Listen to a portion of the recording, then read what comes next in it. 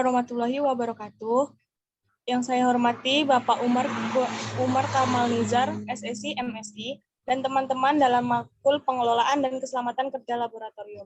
Di sini, kami dari kelompok 2 ingin mempresentasikan hasil observasi kami mengenai Laboratorium Kimia Fisika.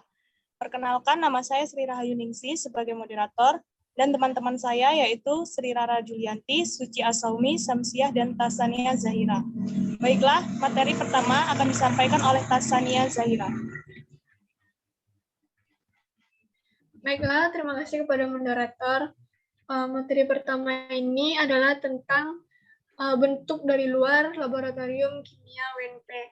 Laboratorium Kimia UNP ini terletak di lingkungan Fakultas Matematika dan Ilmu Pengetahuan Alam, tepatnya di antara Laboratorium Biologi dan Laboratorium Fisika.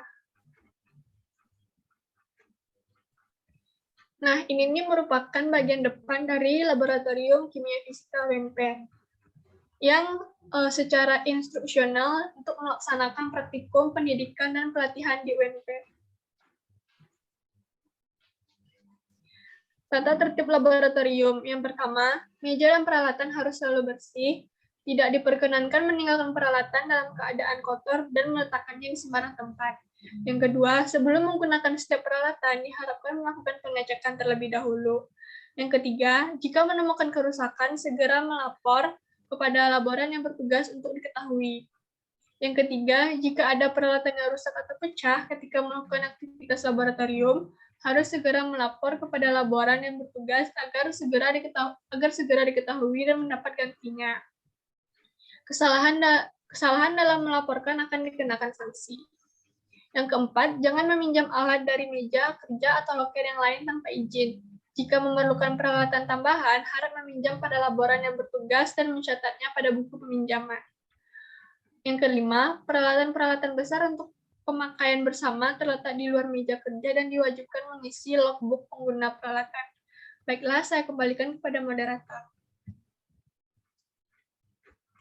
Terima kasih kepada Tasya. Materi selanjutnya akan dibacakan oleh Rara. Baiklah, terima kasih kepada moderator. Saya akan melanjutkan materi selanjutnya, yaitu bagian-bagian labor kimia fisika. Yang pertama itu ruangan praktikum, yang bisa kita lihat dari gambar, yaitu ada meja praktikum, dan di bagian samping ada wastafel dan kursi untuk praktikum.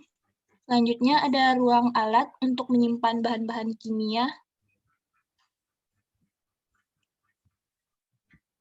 Selanjutnya alat-alat yang terdapat dalam laboratorium kimia fisika, seperti yang ada di gambar, yaitu lemari asam. Gunanya untuk mengambil larutan kimia yang memiliki gas berbahaya atau mereaksikan larutan-larutan tersebut. Lemari asam ini khusus dilengkapi dengan penghisap sehingga gas berbahaya yang dikeluarkan larutan kimia akan dihisap dan dinetralkan sebelum dibuang ke lingkungan. Selanjutnya ada safety shower. Gunanya adalah yaitu untuk membersihkan badan yang terkena tumpahan cairan kimia atau terbakar, dan eye shower membersihkan mata jika terkena cairan kimia seperti yang ada di gambar. Selanjutnya alat pemadam api yang berguna untuk memadamkan api ringan yang terjadi karena kecelakaan kerja atau sumber lain. Selanjutnya ada lemari pendingin di laboratorium yang berfungsi untuk mempertahankan suhu konsisten supaya meminimalkan risiko terkontaminasi bakteri atau benda tersebut mengalami ledakan jika kulkas ini tidak dapat mempertahankan suhunya.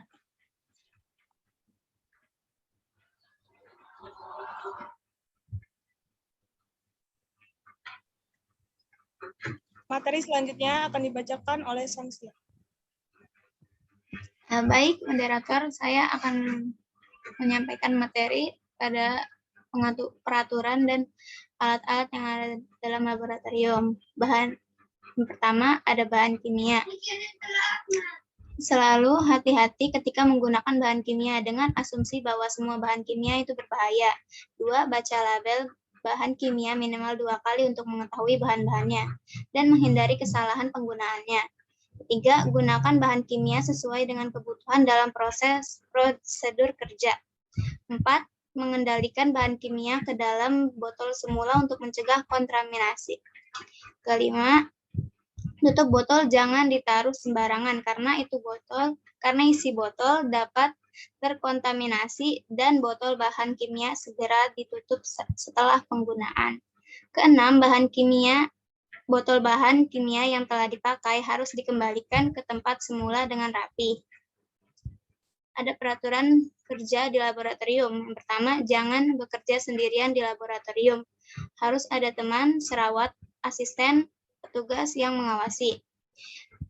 Tas diletakkan dengan rapi pada lemari yang tersedia di laboratorium. Yang ketiga, jangan bermain dengan peralatan dan bahan kimia di laboratorium. Keempat, jagalah kebersihan di ruang laboratorium, peralatan, meja praktikum, dan lingkungan sekitarnya.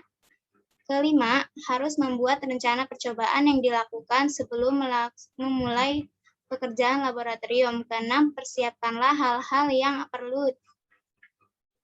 yang perlu sebelum masuk laboratorium seperti buku kerja, jenis percobaan, jenis bahan, jenis peralatan, jenis laboratorium, jas laboratorium, korek api, lab, dan cara membuang limbah sisa percobaan. Ketujuh, dilarang memakai sendal atau sepatu terbuka atau sepatu berhak tinggi. Kedelapan, dilarang keluar masuk laboratorium tanpa alas yang jelas. Kesembilan, wanita atau pria yang berambut panjang harus diikat dengan rapi. Kesepuluh, bekerja dengan serius dan tidak membuat kegaduhan di laboratorium. Kesebelas, pencatatan data hasil percobaan harus dilakukan dengan segera dan selengkap-lengkapnya.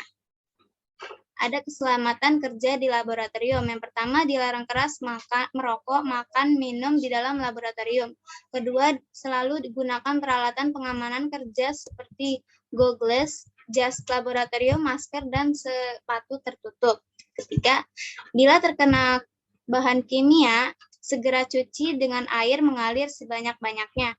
Keempat, bila terjadi kecelakaan yang terkait dengan penggunaan bahan kimia, laporkan segera pada asisten atau petugas laboratorium. Segera meminta pertolongan medis secepatnya. Kelima, mengetahui letak tabung pemadam kebakaran dan kotak P3K.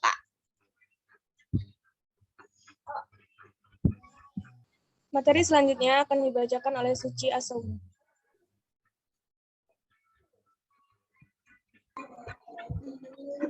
Baiklah, saya akan menjelaskan tentang denah laboratorium dan jalur evakuasi. Denah laboratorium kimia kampus FMIPA UNP terletak di lantai 3 berdekatan dengan labor kimia anorganik.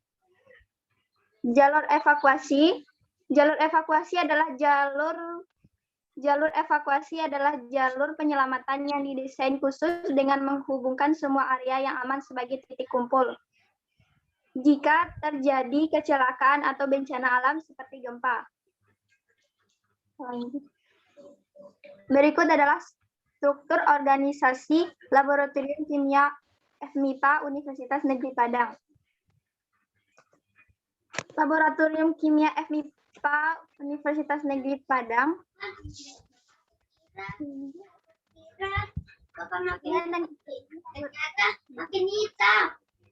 adalah struktur organisasi Laboratorium Kimia FMIPA Universitas Negeri Padang yang diketuai oleh Dr. Naturalium John Effendi MSI dan beberapa staf PLT laboratorium. Kelebihan dan kekurangan laboratorium. Kelebihan, keadaan laboratorium terbilang aman, bersih, dan tertib. 2. Kondisi peralatan baik dan siap pakai. 3. Peralatan tersusun sesuai tempatnya. 4. Penerangan dan fasilitas baik. 5. Bangunan laboratorium terpelihara dan tidak kotor. 6.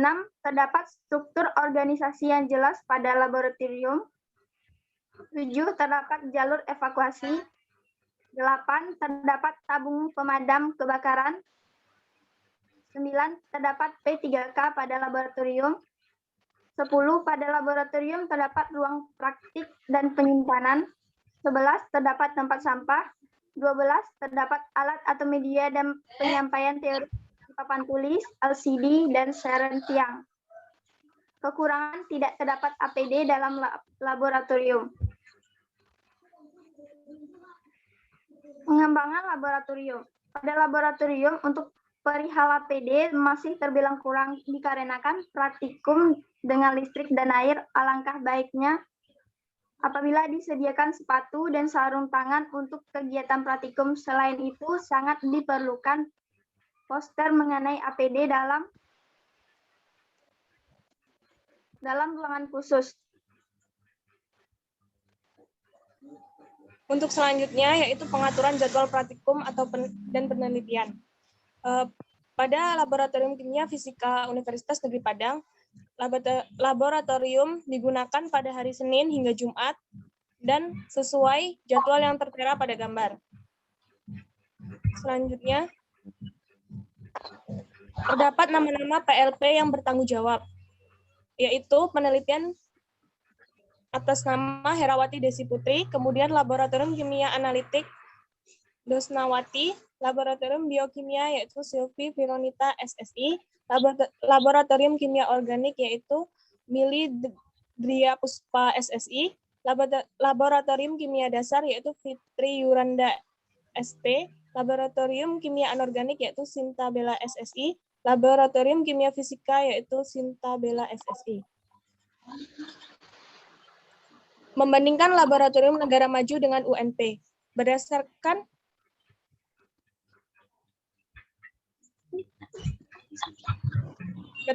hasil observasi yang telah dilakukan, laboratorium negara maju sangat jauh berbeda dengan Universitas Negeri Padang. Di negara maju, kondisi fisiknya bagus dan alat-alatnya juga lebih lengkap. Kami mendapatkan kondisi fisik dari laboratorium kimia fisika belum sesuai dengan standar yang seharusnya atau laboratorium universitas di negara maju. Hal itu kondisi lainnya yang juga memprihatinkan. Begitu juga dengan fasilitas dan alat keselamatan baik pribadi maupun peralatan keselamatan laboratorium. Masih banyak yang belum lengkap dan sesuai dengan laboratorium universitas di luar negeri. Laboratorium universitas di luar negeri memiliki kondisi gedung laboratorium yang baik dalam keadaan standar. Baiklah, itu hasil presentasi kelompok kami. Terima kasih atas perhatian teman-teman. Jika ada saran, kritik, dan pertanyaan, silahkan Anda sampaikan di kolom komentar YouTube yang telah disediakan. Atas kekurangan dan kelebihannya kami mohon maaf. Kami akhiri. Wassalamualaikum warahmatullahi wabarakatuh.